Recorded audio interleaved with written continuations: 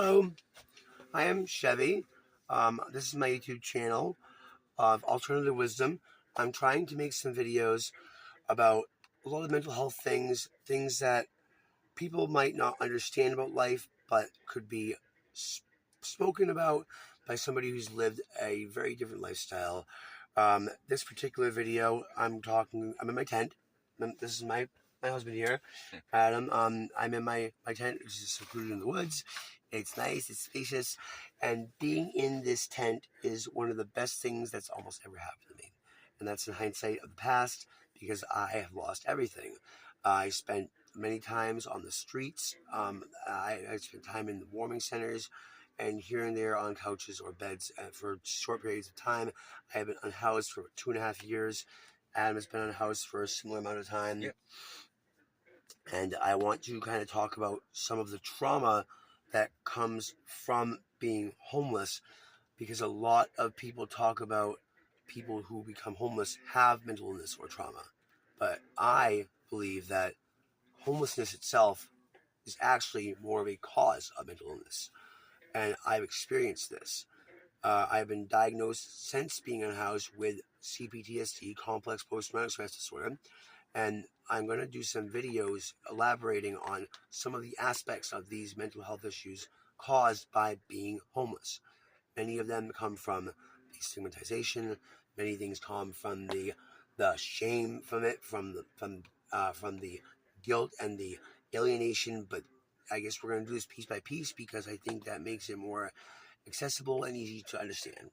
Right. So I'm going to talk with my husband here, my partner, about losing our possessions.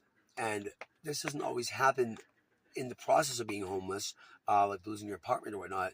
This can come from during being unhoused too, and also things we gain while unhoused, we lose while unhoused. And I'm going to deep dive into that for a few minutes here. So I'll go first, Adam. Yeah. I had my apartment for 4 years. Directly prior to that, I had my trailer for 3.5 years. So for 7.5 years, I had my own place, and I had gathered a lot of possessions, including my late father's things. My father had passed away years prior. I kept most of his possessions. I had lost my apartment, not immediately by eviction. I had a legal charge that resulted in me being banned by law from my own apartment. And then, it's going to be a long story, so I'm not going to go into it. But I stayed there illegally for a while, and then it was evicted. But I only managed to get so many of my possessions out. When you are unhoused, you will be surprised or very sadly disappointed to find out that very few people are going to allow you to keep your stuff in their places. People that you love and trust will tell you that they are not okay with you having your stuff there. They treat like it's a burden, like it's inconvenient. Yes, you are a burden. You're inconvenient. Yeah, you're absolutely. So I mean, that's another aspect there about the whole thing of, I'm a house, so I am just a burden to everybody. But you don't understand, because people, you probably would have done the same thing for them. I mean, Right. I would have been happy to watch people's stuff. I've actually done it before. So then you go to the point of, where can I keep my stuff? And you might find a few places to put it. And if you're lucky, you can open up a storage facility. I did that myself. Now I found that my friends, I know family in the area, but my mother was down south a half an hour. So my friends let me keep a few things there, and they would call me or text me frequently saying, I need to get your stuff out.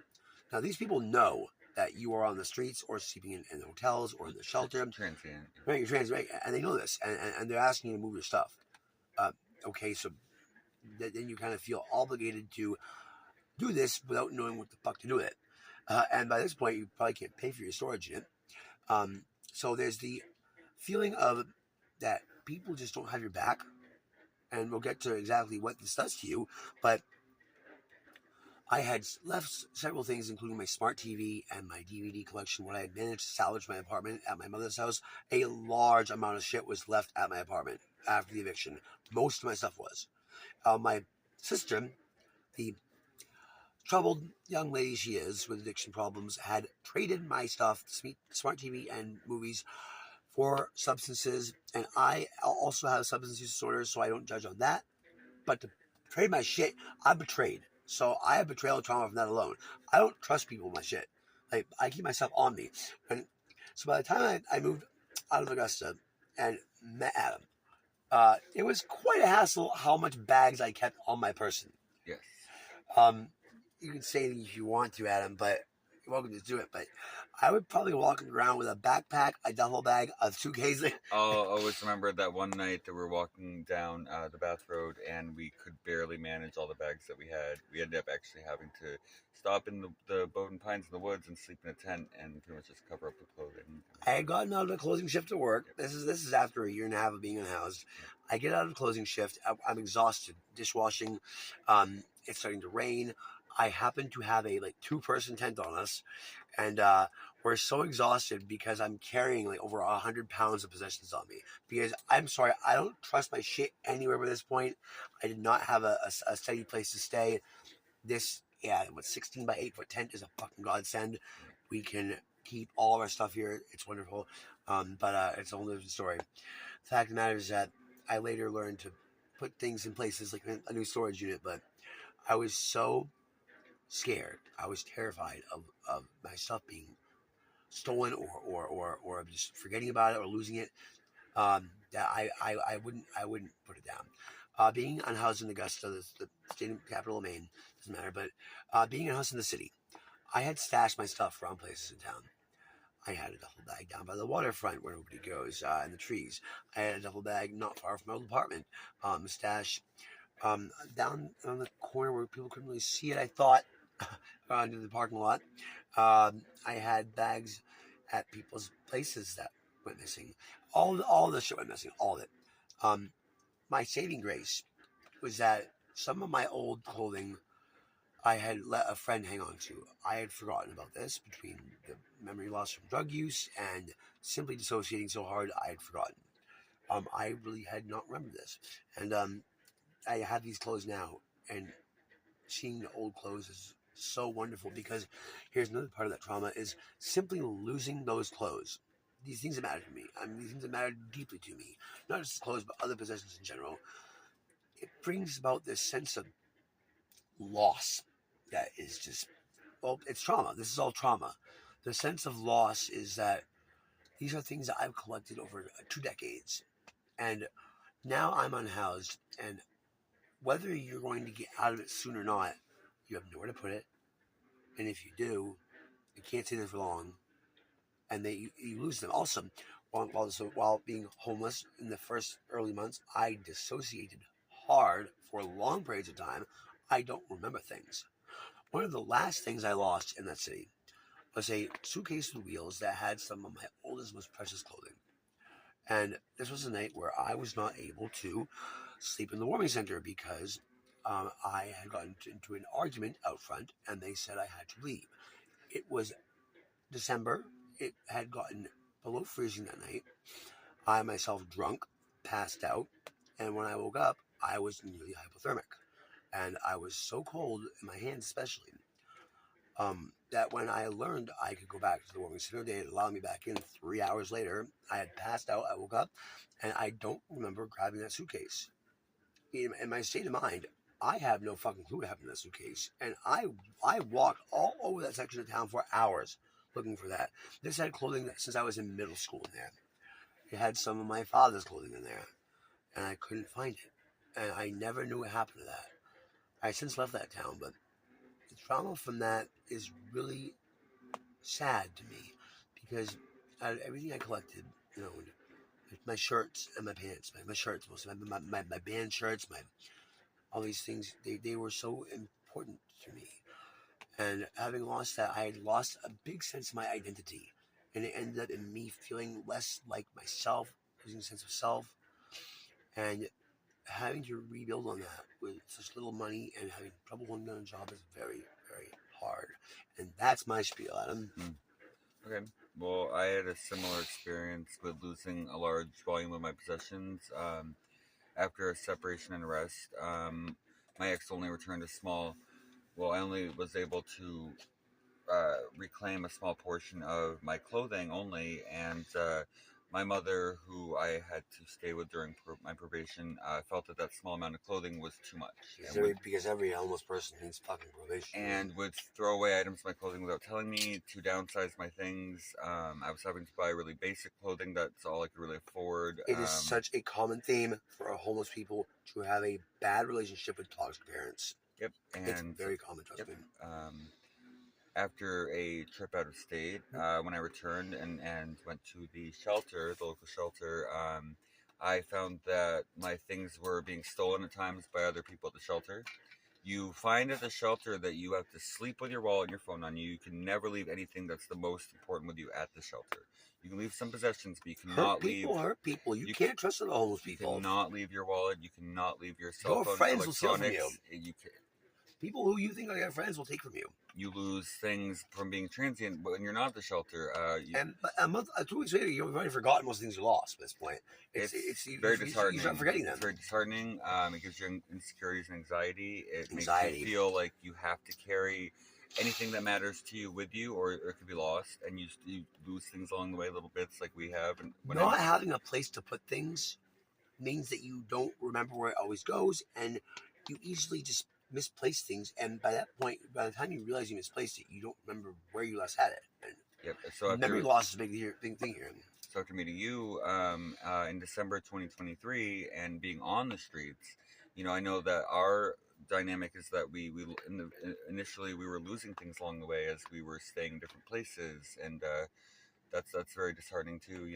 To lose things. It's not just disheartening. It causes this sense of, man, I'm so frustrated. Right. Frustration. Well, yes, and for me, I felt like it started to become something where I felt like I didn't allow myself to put any kind of importance anymore on my personal possessions. I just told myself I could lose them at any time. I can't care about this. I can't get hurt or upset about this. You didn't really have anything of any importance. No, but I had lost it all, and you actually stopped even trying to buy things. Right. When you continue to lose it, you still need to learn to buy. It's okay to buy things again.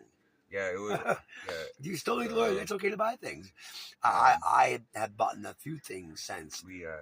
Not much, man. Then had the storage unit, and then lost employment. That getting away from us now, we're losing our possessions that are in storage. I am less than a month away from losing my current storage unit, and when that one goes up for auction, well, that's a feeling of having failed. I have failed. And as a result, I have lost some of my most valuable possessions, or most of this nostalgic and emotionally significant things. Yep. Things that make you individual as a person. Yes. Personal to you. Yeah, not just nothing expensive, but things that matter to me. Yep. Like, I mean, having lost my father's vinyl records, for example, right. That's something that I will take to my grave as not being forgivable, honestly. And I would have thought, similar to you, that it would have been okay to store stuff in my mother's house. My mother, who raised me, and my relationship with her isn't terrible. I mean, it's been toxic at times and bad, but there was love there, right? Yes. And you know what? No, when it comes down to it, no, we're a fucking burden. Get that shit out. Like, it's too much space. Everyone gets overwhelmed by your things. Yes, and it's like, I don't understand how it cannot be seen or interpreted as this person is vulnerable and needs help. But the problem that comes with that is that, like we've seen, when you have nowhere to place your things, when you become familiar with losing your things or losing portions of your things, and it becomes a pattern, then you start to carry everything you can with you, which was the case with us for a while. We were carrying multiple bags, a backpack. You would not believe how heavy my backpack was. And the problem is not only the physical burden that comes with having to carry those things with you in your day-to-day life, everywhere you go, but business owners discriminate against that. So you and I went through some discrimination with that from many local business owners. I'm sitting on the bench out front of my workplace. I had clocked out about 40 minutes prior, and my boss goes out. He goes, "Oh, it's just you." I says, "Yes, is there a problem?" "Oh, well, we're getting complaints." About what? I remember that. And he didn't say what, but these customers coming into the restaurant were complaining that homeless people were camping out front. I'm sitting there having a cigarette and organizing my stuff. You just got out of work. Because we had luggage. Luggage is, we have now learned, is seen by the yuppies or the normal folk as this image issue. We are a eyesore, an They want us eyesore. out of sight, out of mind. Yeah, we would get complaints at many places. Chris, trying to charge your stuff. Yeah. We'll get into that one another time. Yep. Hey, I'm just starting this YouTube channel. I'm going to try to do more episodes on other subjects about mental illness caused by homelessness, as well as maybe that causes homelessness. But if you have watched this video, that means a lot to me. Thank you. Being homeless and unhoused is a serious issue in the United States of America right now. It is causing damage to millions of people, or at least hundreds of thousands. I'll get the statistics, but it is causing so much damage, and people that just don't understand. Society doesn't understand. Um, the property owners, business owners, local law enforcement, government agencies do not care about us. And they don't have to, but they don't need to make our fucking lives harder. So I want to try to just spread this word, man. I want to try to talk about this. And it's amazing to find companionship when you're in a house. And if I didn't, I couldn't be making these videos because my mental health is so poor. Loneliness had caused me such severe dissociation and depersonalization that I was beginning to lose myself. I OD'd on fentanyl 6 times, but here I am. And if you watch this video, you're a good person. Thank you.